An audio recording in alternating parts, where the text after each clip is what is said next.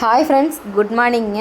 இன்றைக்கி ஆயுத பூஜை அன்னைக்கு பார்த்தீங்க அப்படின்னா நம்மளுக்கு ஒரு 150 பேர்த்துக்கு சமைக்கிறதுக்கான ஆர்டர் வந்திருக்குங்க. அது மட்டும் இல்லாமல் பார்த்திங்கன்னா ஒரு 10 கிலோ சுண்டல் ஆர்டரும் வந்திருக்குங்க. 10 கிலோ சுண்டல் பார்த்திங்க அப்படின்னா ஃபஸ்ட்டே நம்ம வந்து ரெடி பண்ணி ஒரு 9 மணிக்குள்ளே அவங்களுக்கு நம்ம கொடுத்துட்டோங்க.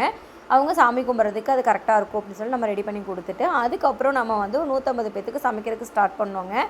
அப்போ இருந்து பார்த்திங்க அப்படின்னா நம்ம வந்து சாப்பாடு, சாம்பார், ரசம், புளிக்குழம்பு, கேரட் பீன்ஸ் பொரியல், வாழைக்காய் கூட்டு, அதுக்கப்புறம் பார்த்திங்க அப்படின்னா கோதுமையில் பார்த்திங்கன்னா பாயசம் வச்சுருந்தோம், ப்ரெட் அல்வா செஞ்சுருந்தோங்க, அப்பளம், அதுக்கப்புறம் பருப்பு வடையும் நம்ம ரெடி பண்ணியிருந்தோங்க.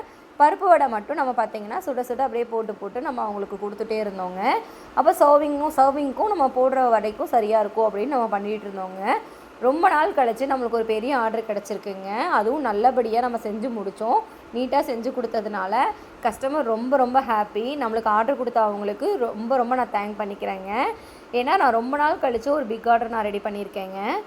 அது மட்டும் இல்லாமல் பார்த்தீங்க அப்படின்னா எல்லாருமே வந்து சாப்பிட்டுட்டு நம்மளுக்கு ஃபுட்டு ரொம்ப நல்லா இருக்குது அப்படிங்கிற ஒரு நல்ல ஒரு ரிவ்யூ தாங்க கொடுத்துருக்காங்க.